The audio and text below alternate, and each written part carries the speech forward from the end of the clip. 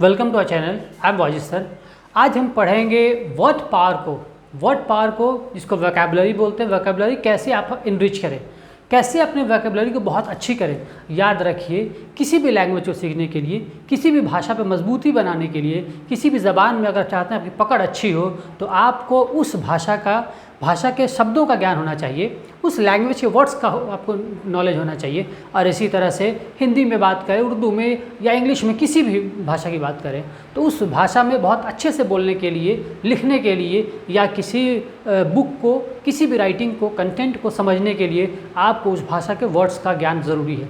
तो आज हम देखेंगे कि वर्ड्स आखिर कैसे हम याद करें, कैसे वर्ड्स का हमारे पास स्टॉक हो, कैसे हमारा वर्ड अच्छा हो, कैसे हम तेज़ी से वर्ड्स हम सीखें। इसके लिए हम कुछ स्टेप देखेंगे। मैं आपको रटने का नहीं, मैं आपको 4 स्टेप बताऊंगा। 4 स्टेप्स में हम बहुत सिंपल, बहुत इजी तरीके से हम 4 स्टेप्स में सीखेंगे कि कैसे वर्ड को हम मजबूत करें, हमारा वोकैब्स को, और वर्ड पावर हमारा कैसे अच्छा हो। उसका कुछ तरीका है, आपको रटने की ज़रूरत नहीं है, एक प्रोसेस है। वो 4 स्टेप हम सीखेंगे। फर्स्ट स्टेप क्या करें, वर्ड पावर के लिए फर्स्ट स्टेप क्या करें। आप उसके लिए कोई भी एक अच्छी किताब आप ले लें, या कोई न्यूज़पेपर ले लें, या कोई इंग्लिश मैगज़ीन ले लें। यहाँ पे हम वर्ड पावर बात करेंगे, इंग्लिश के लिए हम बात करें। आप कोई इंग्लिश की बुक ले लें, कोई टेक्स्ट बुक ही ले लें, या आप कोई न्यूज़पेपर जो डेली आप पढ़ते हों, या आप कोई मैगज़ीन, अच्छी मैगज़ीन ले लें। उसके लिए जैसे मैं अभी बात कर रहा हूँ, ये इंग्लिश की बुक है, रेनबो पार्ट 2। ये है बिहार बोर्ड में 12th क्लास की इंग्लिश की बुक है, रेनबो पार्ट 2। इसमें एक लेसन है, फर्स्ट लेसन है इंडियन सिविलाइजेशन एंड कल्चर। ये महात्मा गांधी के जो बायोग्राफी है, ऑटोबायोग्राफी, महात्मा गांधी की autobiography my experience with truth, उससे लिया गया है। उसमें से ये लेसन है इंडियन सिविलाइजेशन कल्चर। उससे मैंने कुछ वर्ड लिया। तरीका पहले बताते हैं। स्टेप 1, फर्स्ट स्टेप क्या है कि कोई भी बुक, कोई भी मैगज़ीन या कोई न्यूज़पेपर आप डेली पढ़ें, और आप उसमें से एटलीस्ट 10 वर्ड्स या उससे ज़्यादा, आपको जितना लगता है 15 या 20 वर्ड्स आप चाहे तो नोट कर सकते हैं। कैसे करेंगे? सबसे पहले आप उसमें अगर रीड आउट कर रहे हैं आप, तो उसमें से वर्ड आप सिलेक्ट करें, वर्ड चुनें जो आपके लिए मुश्किल है, जो आपके लिए न्यू वर्ड है, जो आपके लिए अननोन वर्ड है, उसको नोट करें। सपोज आपने पढ़ा, एक वर्ड लिया बिलीव, तो फर्स्ट स्टेप क्या है, आप पढ़ेंगे, उसमें से एक वर्ड नोट करेंगे। उस वर्ड का प्रोनाउंसिएशन आप देख लें, इंग्लिश हिंदी दोनों में रहता है, मैंने आसानी के लिए हिंदी में प्रोनाउंसिएशन उसका लिख दिया है। जैसे बिलीव हिंदी प्रोनाउंसिएशन मैंने लिखा है, इसको आप इंग्लिश हिंदी दोनों में प्रोनाउंसिएशन होता है। मीनिंग इसका पहले हम इंग्लिश में लिख लेंगे, इंग्लिश में पहले मीनिंग लिखेंगे। जैसे to feel certain that something is true, to feel certain that something is true, ये मानना है कोई चीज़ बिल्कुल सही है। इसका हिंदी में हमने लिख लिया विश्वास करना, यकीन करना, उर्दू है, हिंदी में लिखा है इसको भी। तो ये हमने मीनिंग लिख लिया इस वर्ड का। फिर हम क्या करेंगे, इस वर्ड का बुक में जहाँ पर यूज़ है, इस वर्ड को बुक में, जिस लेसन में, जिस सेंटेंस में यूज़ किया गया है, उस सेंटेंस को हम फाइंड आउट करेंगे। सेंटेंस लिखा हुआ है, I believe that the civilization India has evolved is not to be beaten in the world. अब इसको जब हम देखते हैं, इस वर्ड को बिलीव को हमने क्या किया, जब सेंटेंस में इसका लिखा तो देखते हैं कि आई बिलीव, यहाँ पे देखिए आई बिलीव, मैं विश्वास करता हूँ, मुझे भरोसा है, दैट कि the civilization India has evolve, Bharat ने जो सभ्यता को विकसित किया है, हिंदुस्तान ने जिस तहजीब को तरक्की दी है, जिसको सींचा है, is not to be beaten in the world, इसको दुनिया में कोई नहीं हरा सकता, दुनिया में कोई इसकी बराबरी नहीं कर सकता। अब इसमें देखिए बिलीव वर्ड था, इसका हमने लिखा। सपोज बिलीव के अलावा भी यहाँ पर कोई वर्ड होता है, जैसे इवॉल्व ये वर्ड है, इसको भी नोट कर लेते हैं, इवॉल्व का मतलब क्या होता है। इसी तरह से बीट का मतलब नहीं पता तो हम बीट भी लिख सकते थे। तो आपको एक सीरियल वाइज आपको 10, 15 या 20 डेली आपको वर्ड लिखना है। कैसे?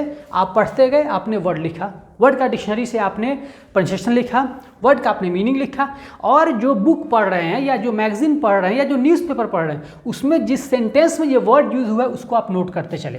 तो जैसे पहला वर्ड हुआ, दूसरा फिर ये वर्ड हमने लिखा चार्ज, चार्ज प्रोनाउंसिएशन हिंदी में लिखा हमने, इंग्लिश में भी होगा। फिर इसका मीनिंग लिखिए, एलिगेशन, सेंटेंस में भी मीनिंग होता है, एलिगेशन आरोप, इल्ज़ाम, आरोप, इसका मीनिंग। ये चार जो वर्ड है ये नाउन भी है और वर्ब भी है। जब नाउन होगा तो इसका मीनिंग क्या होगा, चार्ज, इल्ज़ाम, और जब वर्ब होगा तो चार्ज लगाना यानी इल्ज़ाम लगाना, आरोप लगाना। इसका मीनिंग देखते हैं सेंटेंस में use, it is a charge really against our merit.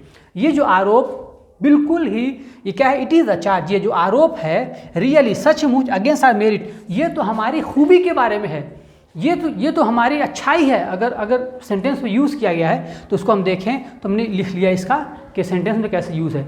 अब इसको आप स्क्रीनशॉट ले सकते हैं इसके तरीके को, फिर हम आपको तीसरा और चौथा स्टेप इसके बाद बताते हैं। अब सेकंड स्टेप देखें। फर्स्ट स्टेप हमने क्या किया कि किसी भी बुक से 10 वर्ड्स हमने नोट किया, उस वर्ड का प्रोनाउंसिएशन, मीनिंग, और जहाँ से हमने बुक से नोट किया है जो वर्ड जहाँ मिला उस सेंटेंस को हमने लिख लिया। सेकेंड स्टेप क्या करेंगे, दूसरे दिन जो भी 10, 15 या 20 वर्ड्स आपने नोट किया है प्रोनाउंसिएशन के साथ और उसके यूज़ के साथ, आप उसको रिवाइज करेंगे। कितना? 3 टाइम, 3 बार पूरे वर्ड को पढ़ते जाएंगे। रटना नहीं है, खूब ध्यान से, बिल्कुल अटेंशन के साथ, विथ फुल अटेंशन, अटेंटिवली आपको पढ़ लेना है 3 बार। ऐसा पढ़ने में आपको मुश्किल से 10 मिनट्स लगेगा, खूब ध्यान से। उसके बाद स्टेप 3 में क्या करना है, राइट न्यू वर्ड्स। अगर आप 10 लिखते हैं डेली तो 10 ही लिखिए, अगर आप 20 लिखते हैं या 30 लिखते हैं तो उतना लिखिए। फिर वही प्रोसेस होगा, उसका प्रोनाउंसिएशन लिखना है, मीनिंग लिखना है, और बुक में या मैगजीन में, न्यूज़पेपर में जहाँ वो यूज़ हुआ है आपको उस सेंटेंस को लिख लेना है। दूसरे दिन जब ये लिख लेंगे आपको फाइंड आउट करना है। तो अब तीसरे दिन, जब थर्ड स्टेप तीसरे दिन आएंगे तो फिर क्या करेंगे कि पहले दिन वाला 10 वर्ड, दूसरे दिन वाले 10 वर्ड, अब 20 वर्ड को रिवाइज करना है। तो पहला दिन वाला वर्ड वो पढ़ाएंगे कितने बार? 2 बार, क्योंकि उसको हम रोज़ जब पढ़ते हैं तो हम उसको रिवाइज करते जाते हैं, तो डेली वो बढ़ता जा रहा है। जैसे डे बढ़ेगा वो बढ़ता जाएगा। पहला दिन 3 बार, दूसरे दिन 6 बार, तीसरे दिन 9 बार। इससे बगैर रटे हुए आप याद करें। जब सेंटेंस भी आप लिखते हैं तो आपको सेंटेंस में उसका यूज़ समझ आता है, और आप उसमें ये चीज़ जब नया लिखेंगे तो फिर पीछे से रिवीजन करते 3 बार रिवाइज करते चलेंगे, फिर नया वर्ड जोड़ेंगे डेली। आप 10 दिन के बाद अब क्या करेंगे, 10 दिन के बाद जो पहले दिन का वर्ड होगा जब उसको रिवाइज करेंगे आप, तो वो 30 टाइम्स आप पढ़ सकते हैं। इस तरह करें, फिर आप नया वर्ड को लें। ये जो तरीका है बिल्कुल आप इसको आजमा के देखें। आप 1 महीने तक just follow this tricks for at least 1 month. 1 month पर आप देखेंगे बहुत, अब सिर्फ वर्ड को रटे नहीं, अब बैठे कुछ वर्ड लिया आपने याद करना शुरू कर दिया कोई वर्ड, उससे बहुत ज़्यादा आपको फ़ायदा नहीं होगा। लेकिन आप इस प्रोसेस की तरफ काम करेंगे कि वर्ड का यूज़ कहाँ है। अच्छा, जो 4th स्टेप क्या करना है कि जो वर्ड आप लिख रहे हैं, जिस वर्ड को आप सेंटेंस में आपने यूज़ किया, समझा, उसको आप ये करना है कि आपका जो डे टू डे लाइफ है, डेली कन्वर्सेशन में बात करने में किसी से, आप इन वर्ड्स को यूज़ करने की कोशिश कीजिए। आप इसको इस्तेमाल में लाइए आप अपने डे टू डे लाइफ में। ये आपका कुछ अगर लिख रहे हैं, suppose you are writing something, you are writing a letter, suppose you are writing something, you are writing an essay, you are writing anything in English, just if you are writing an article, just try to use these words। किससे बात कर रहे हैं तो इस word को use कीजिए। I hope ये बहुत ही अच्छा आपके लिए ये ट्रिक है।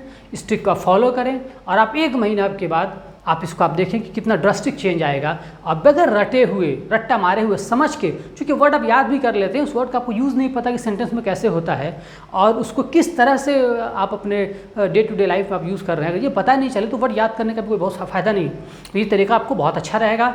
अगर आप जैसे मैंने बताया था कि एक वर्ड चार्ज वर्ब भी है, नाउन भी है, हो सकता है कि आपको पता नहीं हो कि वर्ब नाउन में क्या डिफरेंस है, तो पार्ट्स ऑफ स्पीच चैनल पे मौजूद है, आप वहाँ पे जाके देख सकते हैं। इस वीडियो के डिस्क्रिप्शन में मैं आपको पार्ट्स ऑफ स्पीच का लिंक भी डाल दूँगा, आप वहाँ से देखिए कि वर्ब में और नाउन में फ़र्क क्या है, और एक एक वर्ड को आप देखते चले, उसको यूज़ करते चले, आपको बहुत फ़ायदा होगा। नए हैं चैनल पर तो सब्सक्राइब करना नहीं भूलें। आपको जब भी बेल आइकन दबाएंगे तो नोटिफिकेशन, जब भी आपको नया वीडियो अपलोड होगा नोटिफिकेशन ज़रूर जाएगा आपको।